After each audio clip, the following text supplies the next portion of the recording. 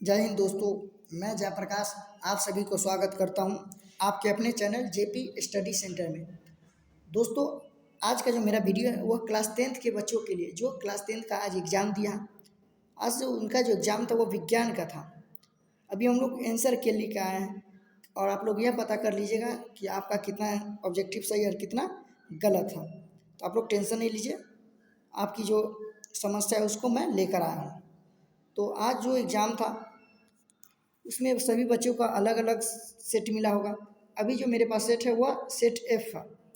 आप लोग का अलग अलग होगा, देख लीजिएगा। टोटल जो क्वेश्चन की बात की जाए तो टोटल जो था 80 नंबर का, जिसमें 80 ऑब्जेक्टिव था, जिसमें से 40 आपको क्या मारना था। चलिए हम लोग क्वेश्चन को देखते हैं, फिर आप लोग कमेंट करके बताइएगा सर मेरा इतना क्वेश्चन सही और इतना गलत है। चलिए पहला क्वेश्चन है, ऑक्सीजन के परिवहन के लिए जिम्मेदार रक्त का घटक है। Option A RBC, option B WBC, option C रक्त पट्टिकाणु, ऑप्शन डी इनमें से कोई नहीं या इनमें सभी। तो आपका जो आंसर होगा answer number A RBC.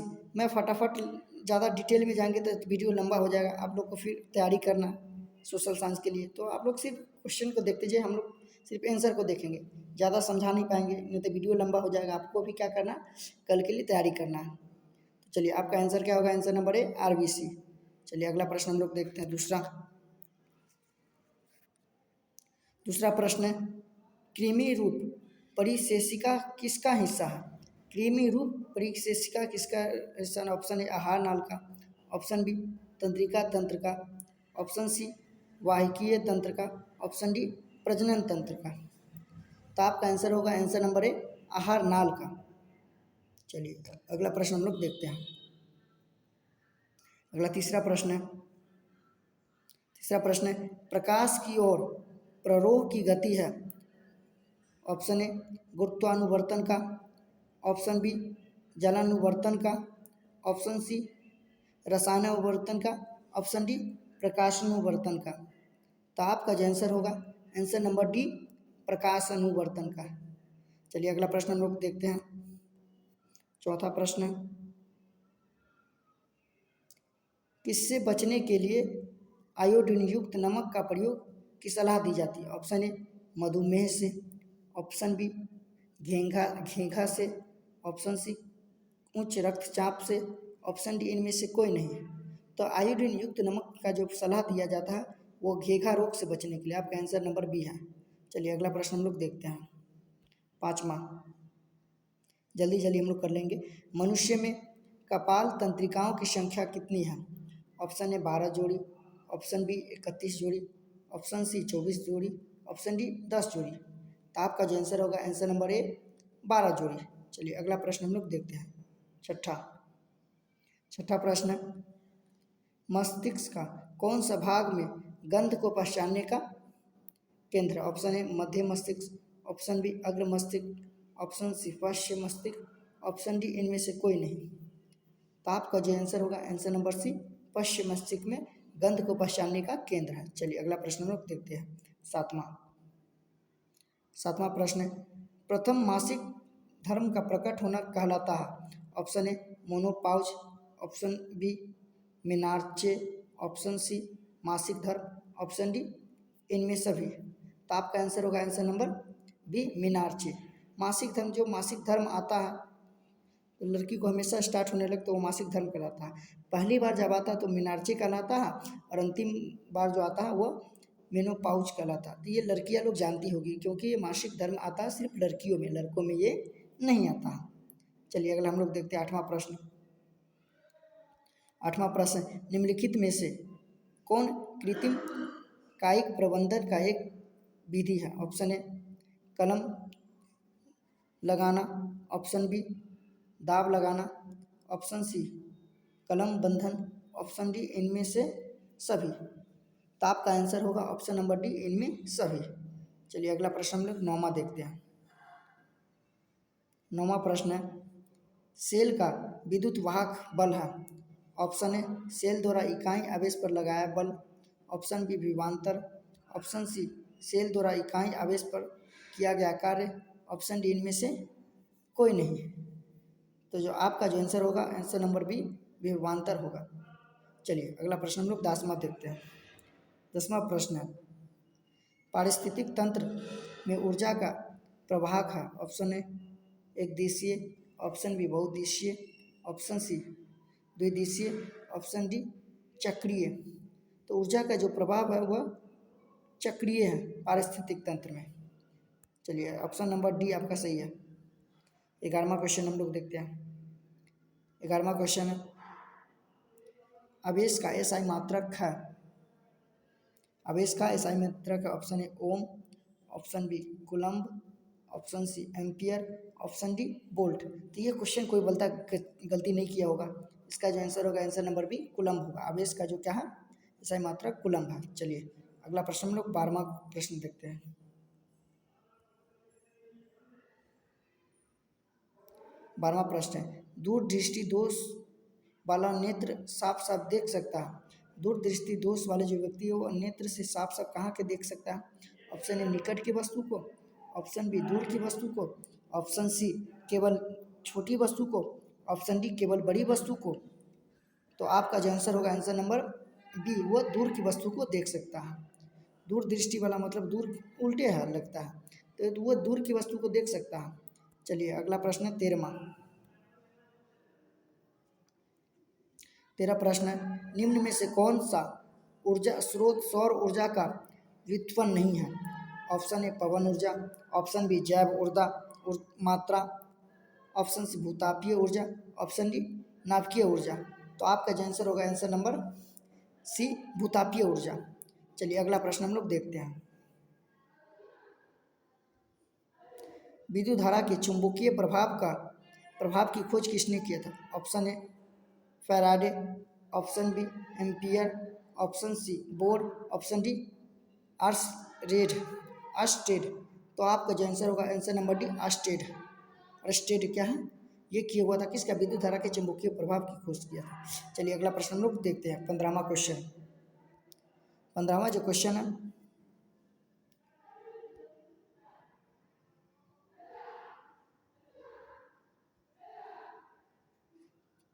Question क्या है? चिन्हों की निर्देश परिपाटी में धनात्मक फोकस दूरी क्या कहलाती है? ऑप्शन ए होती है किसमें? उत्तल लेंस की, ऑप्शन बी उत्तल दर्पण की, ऑप्शन सी अवतल दर्पण की, ऑप्शन डी ए और बी दोनों की। तो आपका जो आंसर होगा चिन्हों की निर्देशांक परिपाटी में जो धनात्मक फोकस दूरी होती है ए और बी दोनों की। आपका आंसर नंबर डी सही है। चलिए अगला प्रश्न हम लोग देखते हैं। 16वां नंबर प्रश्न है, निम्नलिखित में से किस कारण में सामान्य नमक का जलीय विलय विद्युत का सुचालक होती है? केवल ऋण आवेश की गति के कारण, ऑप्शन बी धन आवेश एवं ऋण आवेश दोनों की विपरीत दिशा में गति के कारण, ऑप्शन सी केवल धन आवेश की गति के कारण, ऑप्शन डी इनमें से कोई नहीं। तो आपका जो आंसर होगा आंसर नंबर बी धन आवेश एवं ऋण आवेश दोनों की विपरीत दिशा में गति होने के कारण। चलिए अगला प्रश्न हम लोग देखते हैं। प्रश्न नंबर 17। 17 नंबर प्रश्न है, निम्नलिखित में या निम्नांकित में कौन सी धातु विद्युत का सुचालक है? Option A chlorine, option B graphite, option C phosphorus, option D sulphur. तो आपका जो आंसर होगा 17 का आंसर नंबर बी, वो ग्रेफाइट क्या है? विद्युत का सुचालक है। ग्रेफाइट का उपयोग पेंसिल बनाने में भी किया जाता है। चलिए 18 नंबर प्रश्न है, सक्रिय श्रेणी में निम्नांकित या निम्नलिखित में से कौन सबसे अधिक क्रियाशील है? Option A sodium, option B Cu copper, option A Au, option D hydrogen. तो आपका जो आंसर होगा 18 का आंसर नंबर ए सोडियम। चलिए अगला है 19 नंबर प्रश्न, शुद्ध सोना कितने कैरेट का होता है? ऑप्शन ए 20 कैरेट का, ऑप्शन बी 22 का, ऑप्शन सी 24 कैरेट का, ऑप्शन डी 26 कैरेट का। तो आपका जो आंसर होगा आंसर नंबर सी 24 कैरेट का शुद्ध सोना।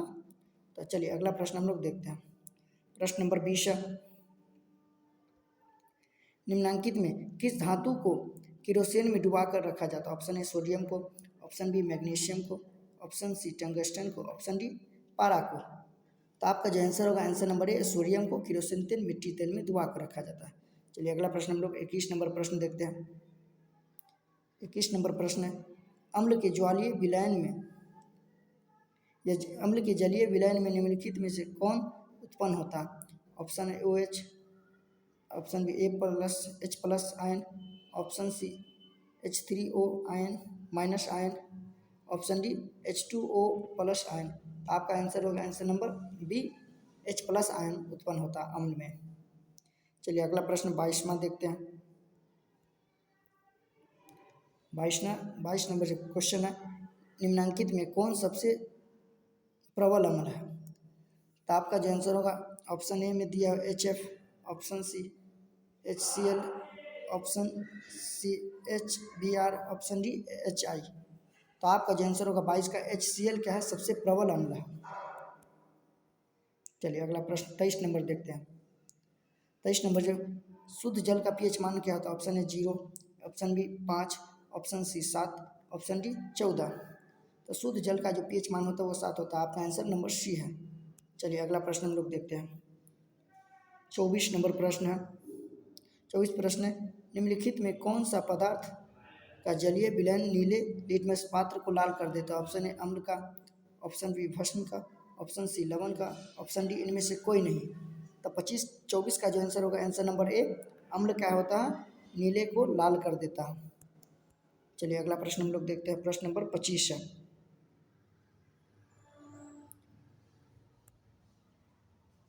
पेंटेन जिसका अणुसूत्र C5H12 है कि कितने संरचना समावयव संभव है? Option A 5, option B 4, option C 3, option D 2। तो 25 का जो आंसर होगा आंसर नंबर सी, वो 3 संभव है। चलिए अगला प्रश्न हम लोग देखते हैं।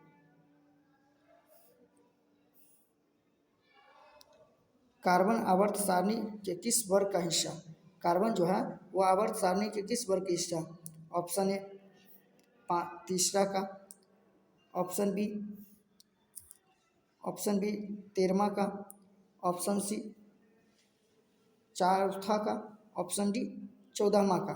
तो आपका जो आंसर होगा 26 का जो आंसर हो जाएगा आंसर नंबर डी, वो 14वां का है। कार्बन जो आवर्त सारणी किसका है, 14वां का ग्रुप है। आप लोग आंसर मान लीजिएगा क्या है, वो क्या है आंसर नंबर डी 14। चलिए अगला प्रश्न हम लोग देखते हैं। प्रश्न 27 नंबर है, घेगा रोग पनपता है मोटापा से, ऑप्शन बी चीनी की कमी से, ऑप्शन सी आयोडीन की कमी से, ऑप्शन बी रक्त की कमी से। तो घेगा रोग जो पनपता है या उत्पन्न होता है वह जो होता है आयोडीन की कमी से। आपका आंसर नंबर सी होगा, 27 के आंसर सी। चलिए अगला प्रश्न हम लोग देखते हैं। प्रश्न 28 है, रंध्र मुख्यतः पाए जाते हैं। ऑप्शन ए जड़ों में, ऑप्शन बी पत्तियों में, ऑप्शन सी तना पर, ऑप्शन डी इनमें से कोई नहीं। तो 28 का जो आंसर हो जाएगा वो पत्तियों पे क्या पाया जाता है, रंध्र पाया जाता है। चलिए अगला प्रश्न हम लोग देखते हैं। प्रश्न 29 है,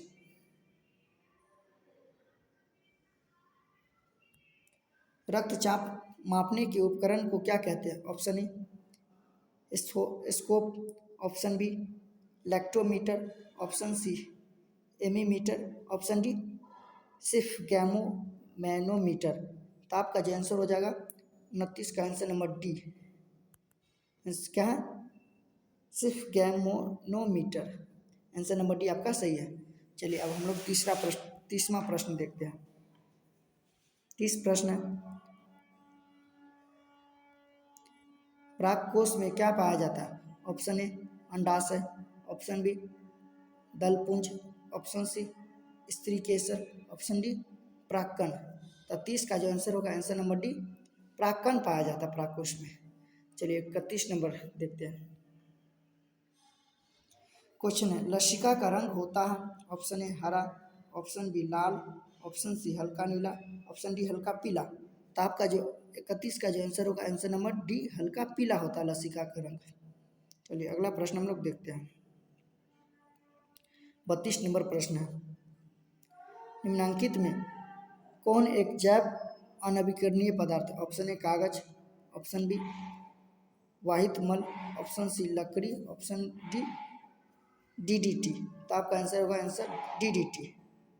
चलिए अगला प्रश्न हम लोग 33 नंबर प्रश्न देखते हैं। 33 है, धोबिया सोडा का रासायनिक सूत्र है। Option A NaNH CO3, option B Na2CO3 10H2O, option B KNO3, option D CH3COOH। तो आपका जो आंसर होगा answer number B Na2CO3 10H2O। ये ध्रुवन सोडिया का क्या है, रासायनिक सूत्र है। चलिए अगला प्रश्न हम लोग देखते हैं। 34 नंबर प्रश्न है, निम्नलिखित में से कौन अधातु है? Option A Cu, option B P, option C Fe iron, option D nickel. तो आपका जो आंसर हो जाएगा, अधातु पूछ रहा है तो वो पी, फास्फोरस, पोटेशियम पी क्या है, वो क्या है, अधातु। आपका आंसर नंबर बी है, पोटेशियम क्या है, अधातु है। 35 नंबर है, 35 क्वेश्चन, कैल्शियम की परमाणु संख्या क्या है? कैल्शियम की परमाणु संख्या क्या? Option A 12, option B 18, option C 20, option D 25। तो 35 का जो आंसर है आंसर नंबर सी, वो कैल्शियम की जो परमाणु संख्या कितना है, 20 है। चलिए अगला प्रश्न हम लोग 36 नंबर देखते हैं। 36 नंबर प्रश्न है, मेंडलीव की आवर्त सारणी में वर्गों की संख्या कितनी है? Option A 9, 10, option B 9, option C 8, option D 7। तो वर्गों की संख्या मेंडलीव की आवर्त सारणी में 8 थी। चलिए 36 हो गया। अब हम लोग देखते हैं 37। जिप्सम का रासायनिक सूत्र है। Option A FeSO4 7H2O, option B CaSO4 1/2H2O, option C CaSO4 5H2O, option D CaSO4 2H2O। तो आपका जो आंसर हो जाएगा answer number C, CaSO4 5H2O। चलिए अगला प्रश्न हम लोग देखते हैं।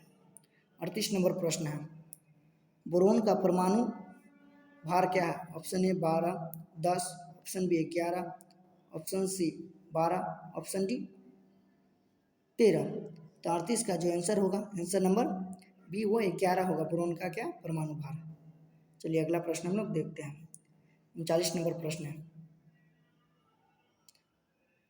कैलामाइन निम्नलिखित में से किस धातु का अयस्क है? ऑप्शन ए जेडेन का, ऑप्शन ए एल्यूमिनियम का, ऑप्शन सी आयरन का, ऑप्शन डी एच मरकरी का। तो कैलामाइन जो धातु का जो अयस्क है, वो आपका जो आंसर 39 का जो आंसर होगा आंसर नंबर जेड है, जिंक का। कैलामाइन किसका अयस्क है? जिंक का है। चलिए अगला प्रश्न हम लोग देखते हैं 40 का। 40 प्रश्न है, अमोनिया के एक अणु में इलेक्ट्रॉन एवं हाइड्रोजन के परमाणुओं का अनुपात है। Option A 3:1, option B 1:3, option C 2:1, option D 1:2। तो 40 का जो आंसर होगा आंसर नंबर बी 1:3। चलिए अगला प्रश्न हम लोग देखते हैं। माली वाली मार रहे ताकि आपको क्या हो, समय की बचत हो, आप पता चल जाए आपका कितना आंसर सही और कितना गलत है। चलिए 41 नंबर प्रश्न देखते हैं। प्रश्न, किसी गोलीय दर्पण की फोकस दूरी 20 सेंटीमीटर है। तो ये गोलीय दर्पण की किस प्रकार है? तो आपका जो आंसर है अवतल, ऑप्शन बी उत्तल, ऑप्शन सी ए और बी दोनों, ऑप्शन डी इनमें से कोई नहीं। तो आपका जो आंसर होगा 41 का आंसर नंबर बी। आप लोग सॉल्व करके देख लीजिएगा, इसका आंसर सही है क्योंकि मैं इसको कॉपी में सॉल्व कर लिया हूँ ताकि समय आप लोग को क्या हो, बचत हो जाए। चलिए आप लोग 42 का देखते हैं। 42 क्वेश्चन है, समतल दर्पण द्वारा बना प्रतिबिंब होता है वास्तविक, ऑप्शन ए, ऑप्शन बी काल्पनिक, ऑप्शन सी ए और बी दोनों, ऑप्शन डी इनमें से कोई नहीं। तो आपका जो आंसर 42 का होगा काल्पनिक। समतल दर्पण क्या होता है, हमेशा काल्पनिक बनाता है। चलिए अगला प्रश्न हम लोग देखते हैं 43 नंबर प्रश्न है, निम्नलिखित में से दर्पण सूत्र कौन है? ऑप्शन ए 1/f बराबर 1/v minus 1/f, option B 1/f बराबर 1/v plus 1/u, option C 1/f बराबर 1/u minus 1/v, option D इनमें से कोई नहीं। तो दर्पण सूत्र की बात की जाए तो आपका जो आंसर होगा 43 का आंसर नंबर बी 1/f बराबर 1/v प्लस 1/u। चलिए अगला प्रश्न हम लोग देखते हैं 44 नंबर प्रश्न। 44 प्रश्न है, किसी समतल दर्पण द्वारा आवर्धन होता है। Option A +1, option B ±1, option C 0, option D इनमें से कोई नहीं। तो समतल दर्पण का जो आवर्धन होता है वो +1 होता है। आपका आंसर नंबर ए सही है। चलिए अगला प्रश्न हम लोग देखते हैं 45 नंबर प्रश्न है,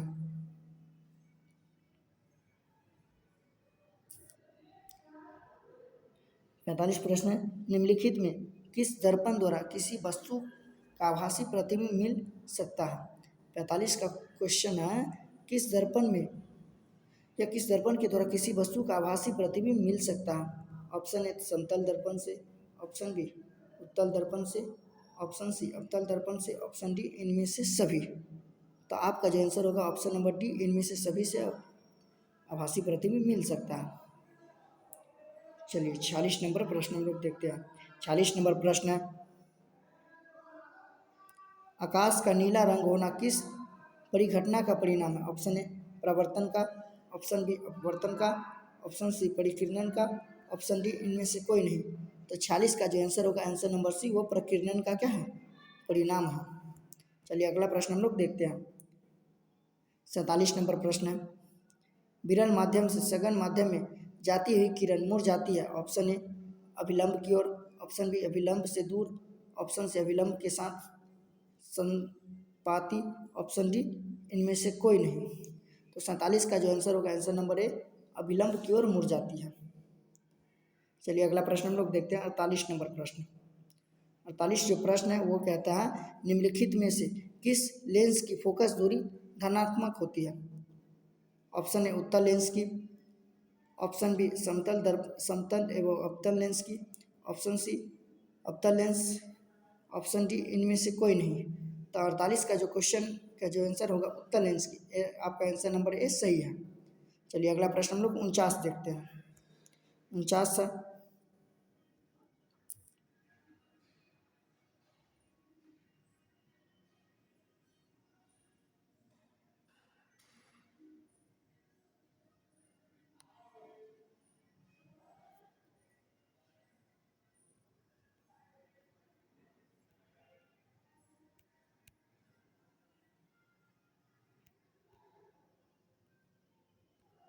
कहाँ हम लोग थे 49 पे ना। चलिए 49 देख लेते पहले।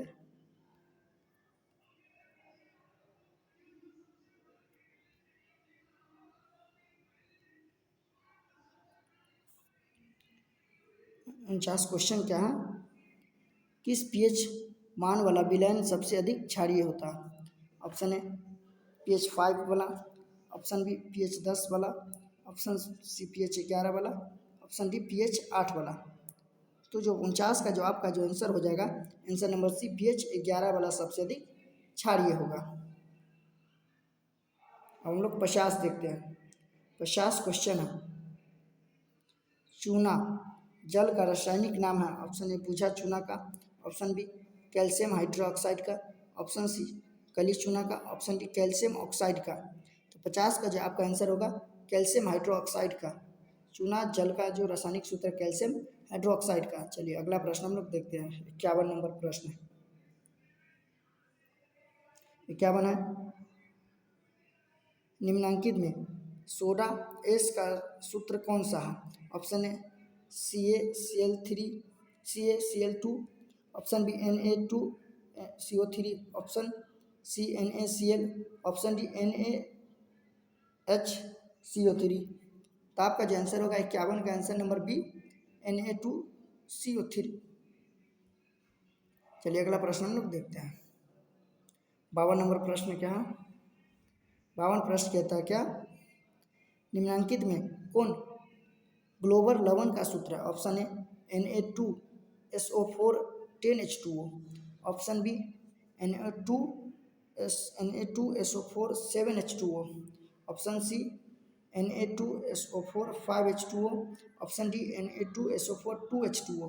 तो आपका जो आंसर होगा 52 का answer number A Na2SO4 10H2O। चलिए अगला प्रश्न हम लोग देखते हैं। कोई भी प्रश्न आपका गलती नहीं है, आप लोग सॉल्व करके देख लीजिएगा, मिला लीजिएगा। मैं समय बचत होने की वजह से आप लोग को क्या जल्दी जल्दी आंसर सिर्फ बता रहा हूँ, नहीं समझा नहीं पा रहा हूँ, ताकि आप लोग क्या कल की तैयारी कर सकते हैं। सिर्फ अभी डाउट क्लियर करना है। चलिए अब हम लोग 53 क्वेश्चन देखते हैं।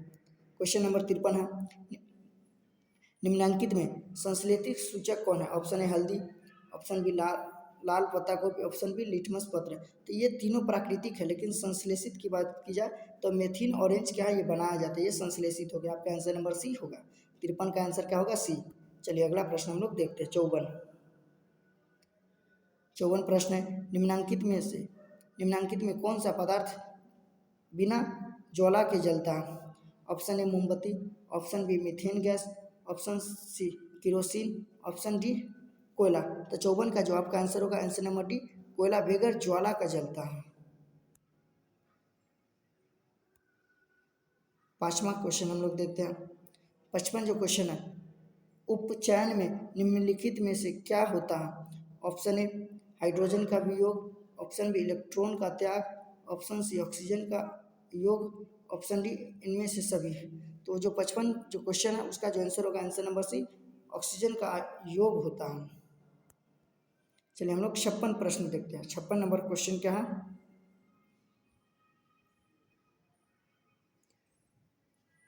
जल के वैद्युत अपघटन में कैथोड पर कौन सी गैस मुक्त होती है? Option A ozone gas, option B hydrogen gas, option C oxygen gas, option D इनमें से कोई नहीं। तो जल के वैद्युत अपघटन से कैथोड पर कौन सी गैस मुक्त होती है? तो आपका आंसर होगा answer number B, hydrogen gas मुक्त होती है। चलिए हम लोग अब 57 क्वेश्चन देखते हैं। 57 नंबर क्वेश्चन है, सघन माध्यम से विरल माध्यम में गमन करने पर आपतन कोण और अपवर्तन कोण आर में क्या संबंध है? तो सघन माध्यम से विरल माध्यम में जाने से क्या होता है, वो मैं आपको बता देता हूँ आंसर। ऑप्शन ए में दिया हुआ I greater than R, B में I equal to R, option C R greater than I, option D R equal to I equal to 0। तो आपका जो आंसर होगा, आंसर नंबर सी, क्या होता है, आर बढ़ जाता है, और ये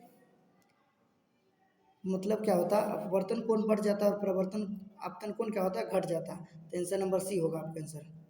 चलिए अगला प्रश्न हम लोग देखते हैं। 58 नंबर क्वेश्चन।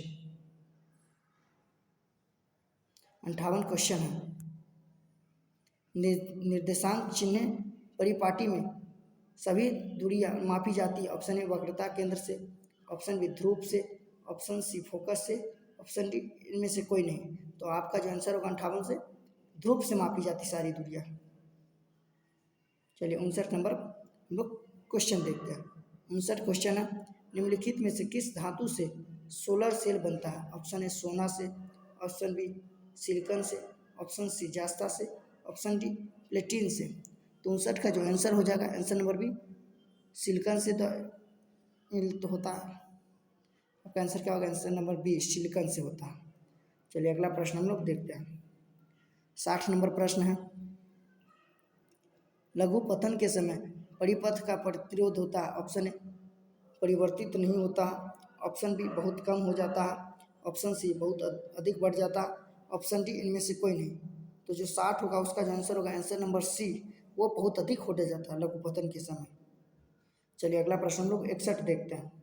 इसको सॉल्व करना पड़ेगा, लेकिन मैं इसको क्या किया हूँ, कॉपी पे सॉल्व कर लिया हूँ। इस पर जो सॉल्व करेंगे तो उतना स्पेस नहीं है, साथ ही साथ क्या होगा, समय भी ज़्यादा लग जाएगा। आप लोग को जितना ज़्यादा से ज़्यादा हम समय बचा सके, इसलिए सीधा हम आपका आंसर बता देंगे। तो क्या क्वेश्चन जो बोल रहा है, यदि 100 वाट और 200 वोल्ट के एक बल्ब के आरे पर 100 वोल्ट विभवांतर आरोपित करने पर प्रवाहित विद्युत धारा होगी, कितना होगी? ऑप्शन ए दिया है 25/121 एम्पियर का, ऑप्शन बी 1 एम्पियर का, ऑप्शन सी 5/11 एम्पियर का, ऑप्शन डी इनमें से कोई नहीं। तो आपका जो आंसर है, आंसर नंबर ए 25/111 एम्पियर का, 121 एम्पियर का आपका आंसर ये होगा। चलिए 62 क्वेश्चन देखते हैं। क्वेश्चन नंबर 62 है, विद्युत बल्ब के फिलामेंट का द्रव्य होता है? ऑप्शन ए नाइक्रोम का, ऑप्शन बी टंगस्टन का, ऑप्शन सी लोहा का, ऑप्शन डी इनमें से कोई नहीं। तो 62 का जो क्या होता है, विद्युत बल्ब के जो फिलामेंट होता है वो टंगस्टन का होता है। आंसर नंबर बी होगा।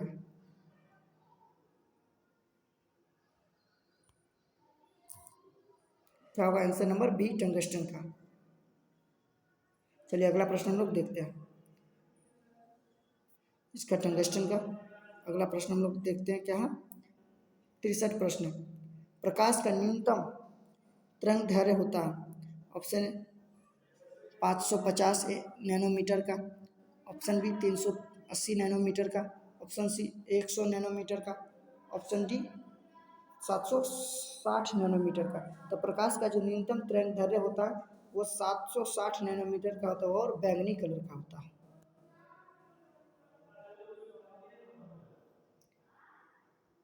विद्युत प्रतिरोध के कारण चालक में उत्पन्न होता, ऑप्शन ए प्रत्यास्था, ऑप्शन बी चुंबक तत्व, ऑप्शन बी ऊष्मीय प्रभाव, ऑप्शन सी ऊष्मीय प्रभाव, ऑप्शन डी इनमें से कोई नहीं।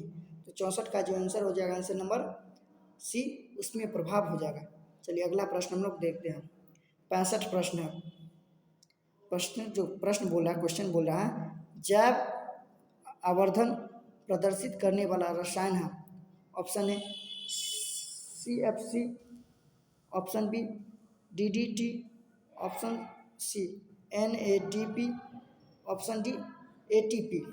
तो जैव आवर्धन प्रदर्शित करने वाला जो रसायन है वो DDP। आपका आंसर नंबर बी सही है। चलिए 66 नंबर प्रश्न देखते हैं। 66 प्रश्न जो है क्वेश्चन बोल रहा है, रंध्र का मुख्य कार्य है? ऑप्शन ए प्रकाश संश्लेषण का, ऑप्शन बी गैसों का विनिमय एवं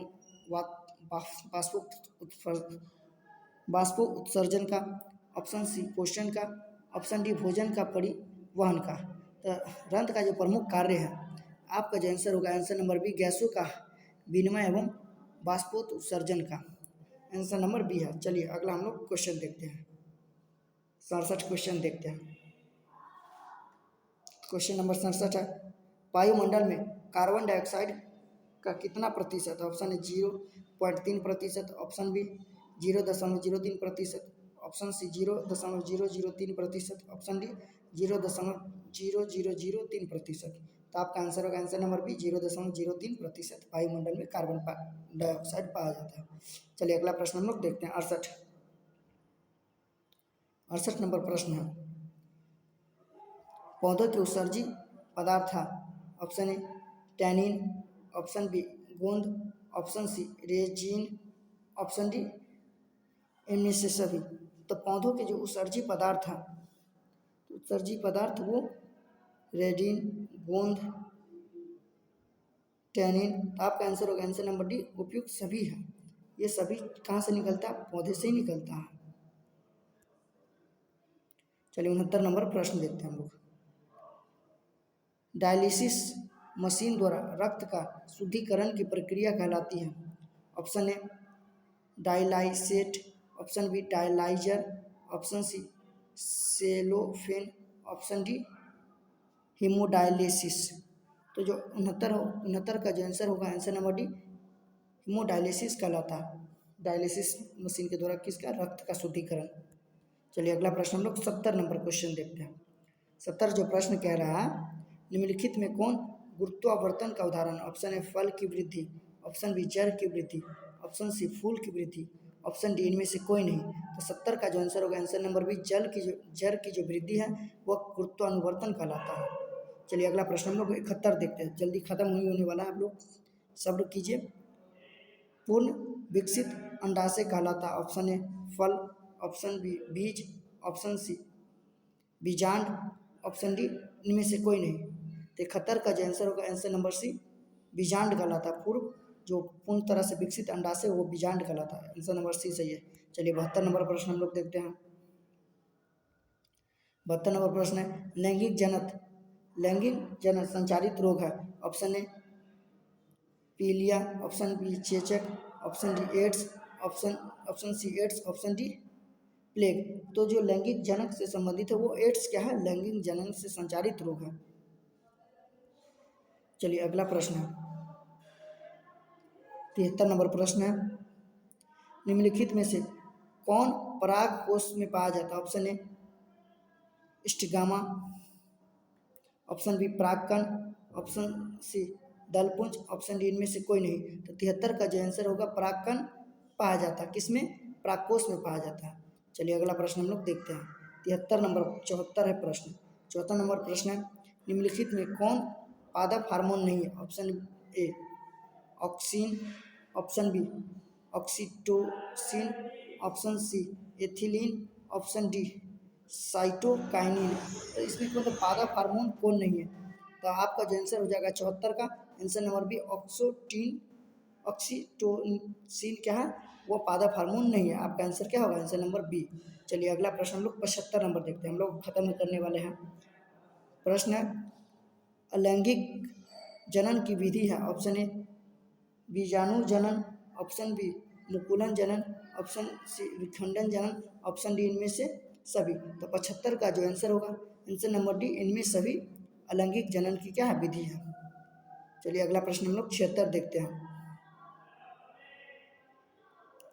76 है, मेंडेल ने अपने प्रयोग के लिए किस पौधे का चयन किया था? ऑप्शन ए मटर का, ऑप्शन बी चना का, ऑप्शन सी गेहूं का, ऑप्शन डी इनमें से सभी का। तो आपका जो आंसर होगा आंसर नंबर ए वो मटर का किया था।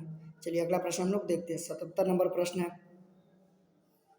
निम्नांकित में किनको जीव विज्ञान का पिता कहा जाता है? ऑप्शन ए लेमार्क को, ऑप्शन बी अरस्तु को, ऑप्शन सी चार्ल्स डार्विन को, option B Gregor John Mendel को। तो आपका जो आंसर होगा आंसर नंबर ए अरस्तु को जीव विज्ञान के फादर ऑफ जीव विज्ञान कहा जाता है, उसको अरस्तु को। चलिए अगला प्रश्न हम लोग 78 देखते हैं।